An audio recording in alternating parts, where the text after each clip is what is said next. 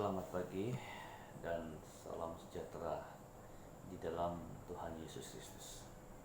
Sebentar tadi kami sekeluarga sedang memaparkan satu pujian ataupun mempersembahkan satu pujian syukuran kami dan merupakan pegangan pendirian kami, yaitu terus setia sampai akhir bersama dengan Tuhan.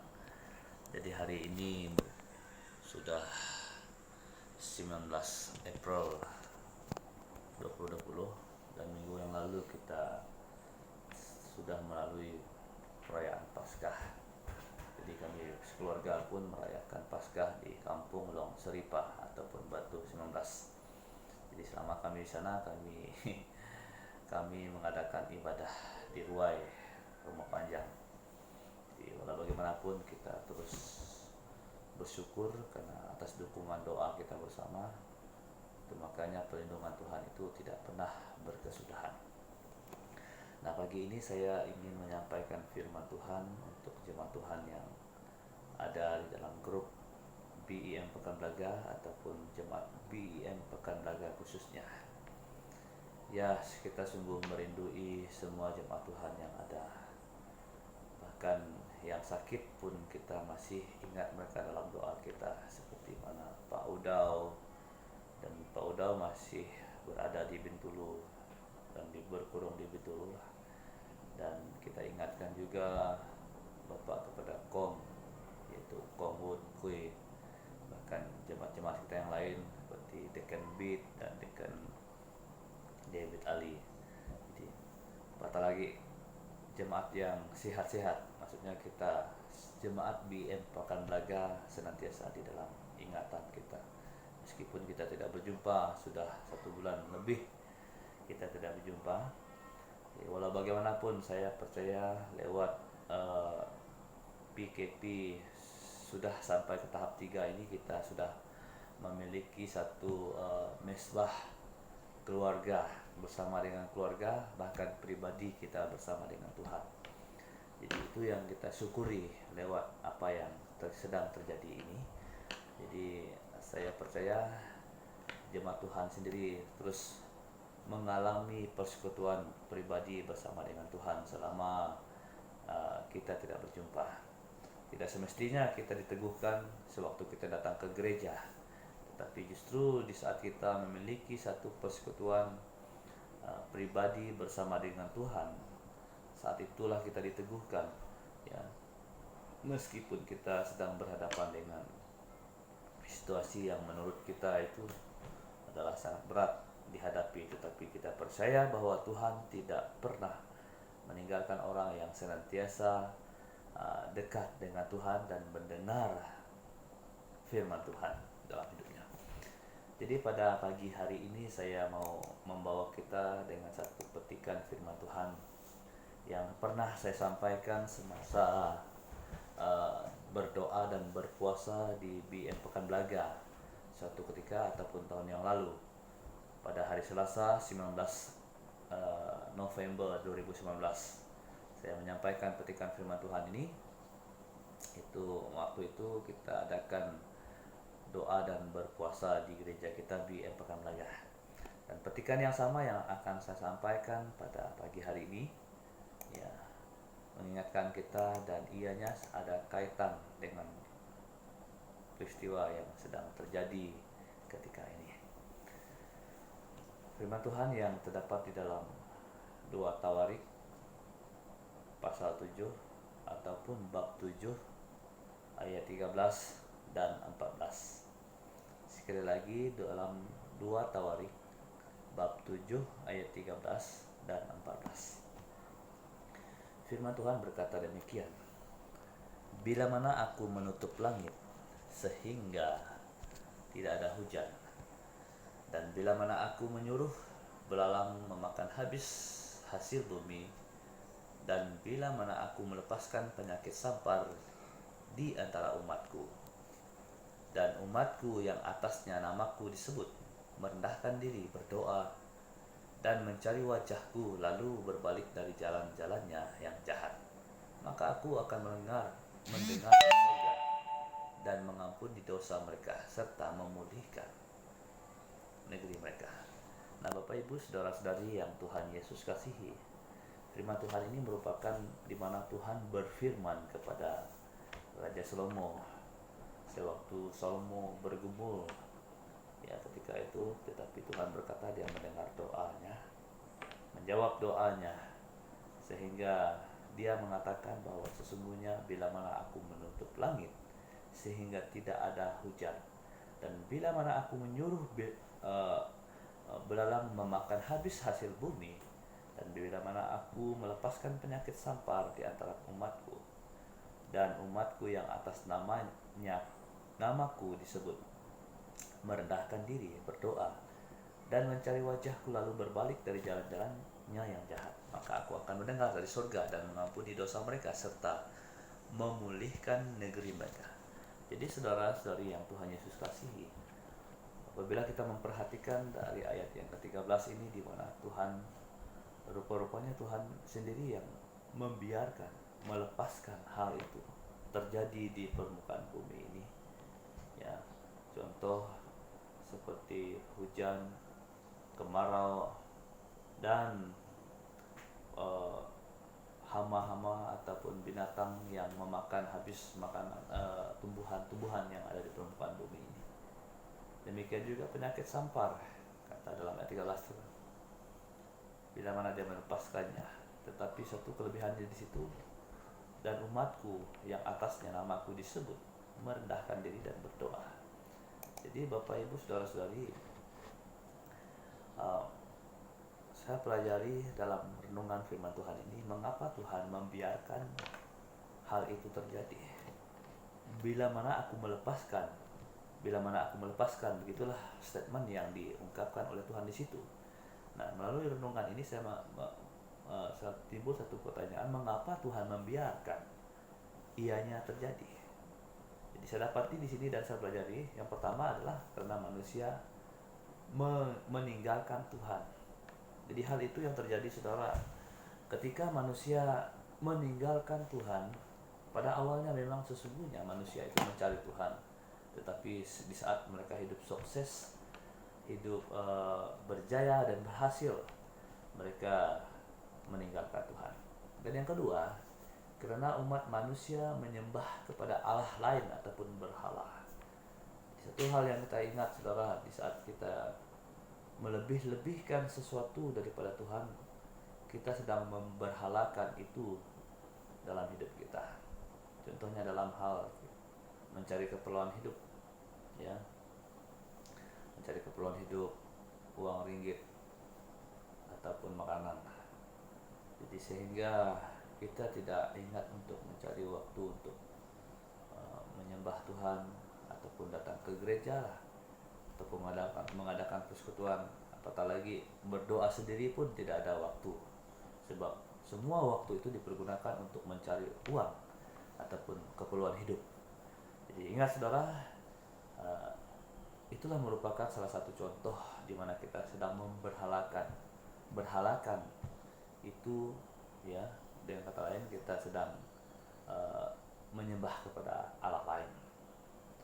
Jadi banyak lagi hal lain contoh yang berkenaan dengan menyembah kepada berhala. Ini yang membiarkan Tuhan melepaskan hal ini.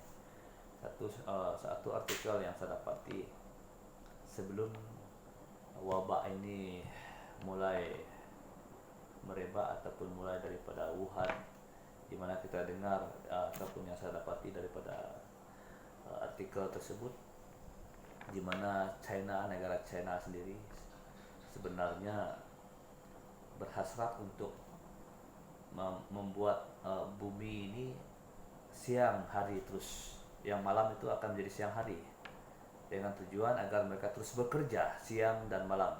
Jadi tidak ada malam, maksudnya di situ. Mereka akan mencipta hari pada waktu malam untuk menerangi bumi China pada waktu malam. Jadi di situ bagaimana, saudara, manusia itu tidak berpuas hati menggunakan siang hari itu untuk mencari keperluan, sehingga berhasrat untuk mengubah malam itu menjadi siang untuk mencari keperluan untuk keperluan hidup. Jadi Itu yang saya dapati dari artikel.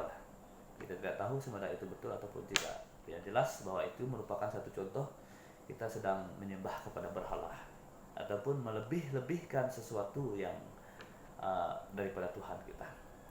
Jadi hal itu yang membuatkan mengapa Tuhan membiarkan peristiwa itu terjadi di permukaan bumi. Yang ketiga, karena manusia hidup dalam kesombongan. Saudara, banyak hal contoh yang terjadi dalam Alkitab yang ditulis dalam Alkitab. Contoh Menara Babel, waktu itu merupakan menunjukkan mereka hidup dalam kesombongan, yang berusaha menciptakan dan berpikir bahwa mereka sudah sama seperti Allah. Jadi apa yang berlaku, saudara, Tuhan membiarkan mereka dikacau bilaukan sehingga mereka tidak mengerti apa yang mereka cakapkan lagi selepas itu. Tidak memerlukan Tuhan karena manusia hidup dalam kesombongan. Buktinya adalah mereka tidak memerlukan Tuhan dalam hidup mereka. Mereka pikir mereka boleh hidup sendiri, melangkah sendiri, dan mereka boleh buat apa saja yang mereka mau dan inginkan. Dan mereka tidak lagi mentaati firman Tuhan.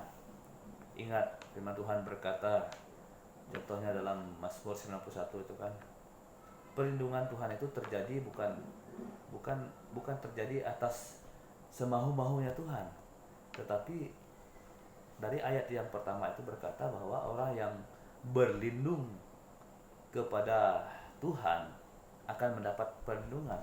Jadi buktinya orang yang berlindung kepada Tuhan itu adalah orang yang mentaati firman Tuhan di dalam hidupnya. Itu adalah contoh. Tetapi bagaimanakah adakah kita mentaati firman Tuhan? Jadi untuk memastikan perlindungan Tuhan terjadi di dalam kehidupan kita, kita harus berlindung di dalam Tuhan. Jadi orang yang hidup dalam kesombongan yang selanjutnya adalah dia hidup mengikuti apa yang dia inginkan, bukan yang Tuhan inginkan. Meskipun Tuhan kata tidak, dia kata iya, begitu. Meskipun Tuhan kata iya, dia kata tidak. Jadi itu adalah contoh orang yang mengikuti apa yang diinginkan. Jadi yang selanjutnya, yang keempat, mengapa Tuhan membiarkan ini terjadi adalah manusia hidup dalam kelalaian. Saudara, saya akui kita juga banyak lalai dalam hal membawa hidup ini di permukaan bumi ini. Meskipun hal itu adalah sesuatu yang kecil, tetapi kita lalai untuk serius. Ya, contohnya dalam pengurusan keluarga, memimpin keluarga. Sebagai ayah, saya adalah kepala keluarga, tetapi saya lalai dengan tanggung jawab saya untuk memimpin keluarga saya, mendidik anak-anak, apalagi membawa jemaat Tuhan lebih dekat kepada Tuhan. Jadi mengapa Tuhan membiarkan hal ini terjadi? Karena manusia itu hidup di dalam kelalaian, lalai, apalagi hubungan dengan Tuhan, sungguh lalai sekali. Lalai dalam hal berdoa, lalai dalam hal membaca serta merenungkan firman Tuhan, lalai dalam hal mengambil serius di dalam pengurusan keluarga, lalai dalam hal hidup di dalam kekudusan, hidup di dalam mentaati Tuhan di dalam hidup.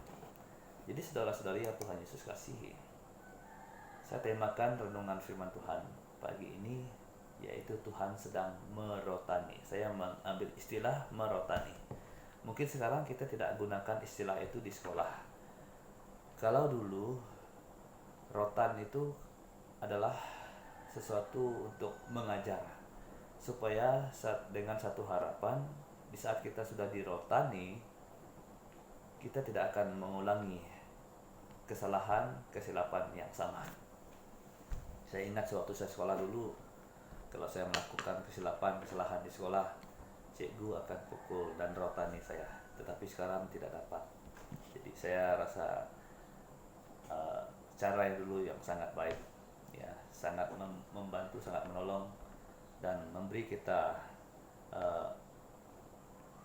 boleh berubah daripada kesalahan yang kita lakukan. Jadi itu sebabnya saya gunakan istilah ini, Tuhan sedang merotani umatnya. Sebab kenapa, saudara? Bila mana aku menurunkan hujan, menutup langit, sehingga tidak ada hujan, kata firman Tuhan, dan bila mana aku menyuruh belalang memakan habis hasil bumi, Dan bila mana aku melepaskan penyakit sampar di antara umatku, kata firman Tuhan, dan umatku yang atas namanya, namaku disebut, katanya, merendahkan diri. Jadi saudara, untuk memastikan di saat Tuhan merotani kita dengan tujuan, yang pertama adalah supaya kita menjadi umat Tuhan dengan sesungguhnya. Itu yang pertama yang kita pelajari. Mengapa tujuan Tuhan merotani umatnya adalah supaya manusia menjadi umat Tuhan dengan sesungguhnya. Mengapa saya gunakan istilah sedemikian? Tidak sedikit orang yang menjadi Kristen hanya ikut-ikutan. Tidak sedikit orang yang menjadi Kristen hanya karena keluarganya adalah orang Kristen. Tetapi sebenarnya hidupnya belum lagi mengalami Tuhan, hidup di dalam Tuhan dengan sesungguhnya. Dibaptis memang sudah dibaptis, bahkan terlibat dalam perjamuan Tuhan memang terlibat. Tetapi untuk menjadi umat Tuhan dengan sesungguhnya itu belum lagi. Apatah lagi memiliki hubungan, membaca firman Tuhan dan berdoa kepada Tuhan, sama sekali tidak ada. Ini adalah buktinya saudara-saudari. Untuk itu, mengapa Tuhan membiarkan ataupun merotani umatnya? Tujuannya adalah yang pertama, untuk menjadikan kita sebagai menjadi umat yang sesungguhnya. Jadi untuk itu saya jalankan kepada kita jemaat Tuhan yang ada di BN Pekanbaga. Seperti mana yang saya katakan, meskipun kita tidak beribadah di gereja selama 1 bulan lebih ini, bukan berarti iman kita sudah tidak ada. No. Saya percaya lewat PKP yang tahap ketiga ini, iman kita semakin kuat dan teguh, sehingga semua kita mengalami perjumpaan pribadi bersama dengan Tuhan. Sebab kenapa? Yang tidak pandai berdoa dahulunya kini boleh berdoa. Sudah mulai berdoa. Yang dahulunya tidak membaca firman Tuhan, sekarang dia membaca firman Tuhan. Haleluya. Saya percaya semua jemaat Tuhan, daripada anak kecil sampai orang dewasa sekalipun, sedang berdoa dan membaca serta hidup di dalam kebenaran firman Tuhan. Itu tujuan yang pertama, Bapak Ibu Saudara-saudari yang Tuhan Yesus kasihi. Yang kedua yang saya pelajari dan renungkan adalah tujuan Tuhan merotani umatnya adalah supaya manusia itu merendahkan diri ataupun memiliki kerendahan hati di dalam hidupnya. Dengan kata lain, tidak angkuh ataupun tidak sombong. Manusia, baik saya maupun kita yang ada di permukaan bumi ini, cenderung hidup dalam kesombongan. Untuk itu hal ini merupakan sesuatu sifat yang ada pada iblis yang harus kita kikis dalam hidup kita, dalam diri kita. Memang kita tidak mengenal, kita tidak sadar yang kita sedang sombong. Tetapi untuk itu saudara, di saat kita tunduk, merendahkan diri dan berlutut di hadapan Tuhan, saya percaya kita sedang memiliki hidup yang sedang rendah di hadapan Tuhan. Menganggap bahwa kita tidak ada apa-apa, menganggap kita tidak mampu untuk melangkah sendirinya. Di saat kita tunduk dan berlutut di hadapan Tuhan, membuktikan kita memiliki kerendahan hati dan beranggapan bahwa Tuhan itulah yang berkuasa atas seluruh hidup kita, bahkan atas seluruh dunia ini. Itu yang kedua. Yang ketiga, tujuan Tuhan merotani umatnya adalah supaya kita berseru kepada Tuhan, berseru dan memohon. Dalam penduduk permukaan bumi ini, kalau ikut artikel yang kita dapati jumlah sebenarnya itu betul ataupun tidak, terdiri daripada 8 lebih billion penduduk permukaan bumi ini. Kita tidak tahu berapa orangkah, berapa bilionkah yang sedang berseru dan berdoa kepada Allah. Alangkah sedihnya yang berseru itu sangat kurang peratusnya berbanding yang tidak berseru. Untuk itu saudara, bersamalah kita berseru dan berdoa kepada Allah kita. Yang keempat, Tuhan sedang meretangi umatnya supaya manusia mencari wajah Tuhan senantiasa. Memang kita sangat perlu untuk mencari keperluan hidup Bapak Ibu Saudara-saudari yang Tuhan Yesus kasihi. Membina rumah, mencari uang, mencari makan, memang kita sangat perlu. Tetapi ingat, jangan sekali-kali melalaikan untuk mencari wajah Tuhan senantiasa dalam hidup kita. Luangkan satu masa untuk berdoa dan membaca firman Tuhan, karena firman Tuhan adalah panduan hidup kita yang menuntun hidup kita, menjadi pelita bagi kaki kita agar kita tidak akan melangkah dengan sembarang. Jadi untuk itu sarankan kepada jemaat Tuhan semuanya, dimanapun kita berada, carilah wajah Tuhan senantiasa dalam hidup kita. Yang kelima yang saya pelajari adalah mengapa Tuhan meretangi umatnya, supaya hidup umat manusia hidup di dalam pertobatan. Saudara, kita mungkin berpikir bahwa dosa besar saja yang mungkin diakui di hadapan Tuhan. Saya sebagai gembala sidang tidak membezakan dosa besar ataupun dosa kecil. Di hadapan Tuhan, dosa tetap dosa, walaupun kecil, walaupun dia besar, tidak ada bezanya, dia tetap dosa. Dengan kata lain, itu tetap cemar di hadapan Tuhan. Jadi untuk itu, meskipun itu bukan disengajakan ataupun disengajakan juga, ingat, kita harus bertobat. Bertobat artinya meninggalkan, tidak akan melakukan hal itu. Tetapi ada kalanya orang-orang manusia di permukaan bumi ini yang jatuh semula di situ. Ingat saudara, kalau kamu jatuh semula, jangan berhenti untuk bangkit dan hidup dalam pertobatan. Itulah proses hidup ini. Kita tidak akan terus di saat kita bertobat dan kita terus kita tidak akan dapat jatuh lagi dengan pencobaan. Tapi yang jelas, di saat kita jatuh bangkit semula, cari Tuhan dalam hidup kita. Jadi itulah 5 hal yang saya pelajari untuk kita semua pada hari ini. Saudara, tujuannya di saat kita hidup dalam kelima hal ini menjadi umat Tuhan dengan sesungguhnya, yang pertama tadi, yang kedua kita memiliki kerendahan hati, tidak angkuh dan tidak sombong. Yang ketiga, kita terus berseru dan berdoa kepada Tuhan. Yang keempat, kita mencari wajah Tuhan senantiasa dalam hidup kita. Yang kelima, hidup di dalam pertobatan dalam hidup kita. Firman Tuhan ayat yang ke-14 dalam Tawarik 7 berkata, yang ke ujungnya, maka aku akan mendengar dari surga dan mengampuni dosa mereka serta memulihkan negeri mereka. Kita percaya saudara, di saat kita hidup seperti mana firman Tuhan yang kita pelajari ini, Tuhan akan memulihkan keadaan yang menimpa kita pada hari ini. Jadi untuk itu kita bukan takut, kita itu bukan tidak beriman, kita sedang berkurung ini, kita sedang mentaati firman Tuhan, mentaati pemimpin kita. Saudara-saudari yang Tuhan Yesus kasihi, saya percaya di saat kita hidup di dalam kebenaran firman Tuhan, Tuhan ada di pihak kita dimanapun kita berada. Salam semuanya. Mari kita berdoa bersama. Kita ingatkan jemaat Tuhan yang dalam sakit,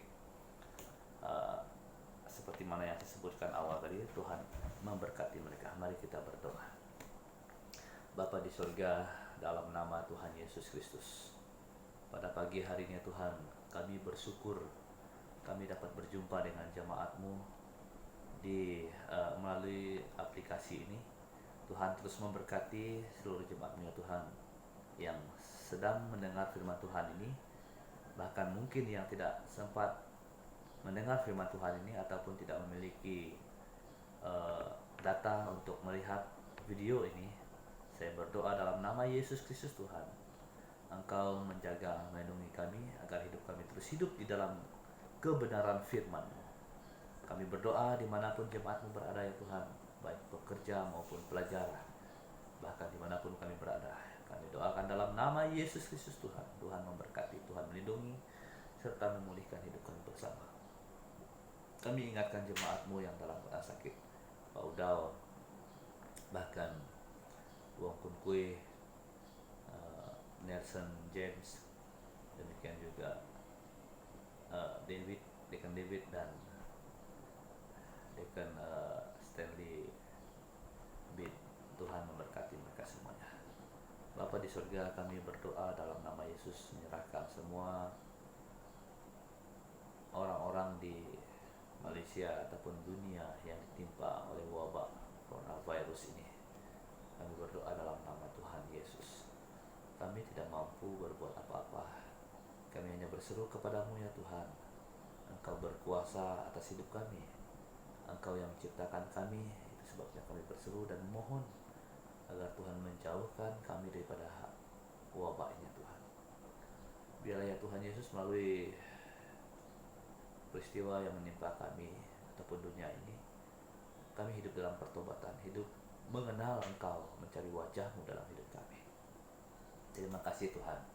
Berkati seluruh kami ya Tuhan Yesus, seluruh umat-Mu, jemaat-Mu di BM Pekan Belaga dimanapun berada. Ini doa kami dalam nama Tuhan Yesus Kristus kami telah berdoa. Amin. Sekian saja. Tuhan Yesus Kristus memberkati kita semua. Haleluya.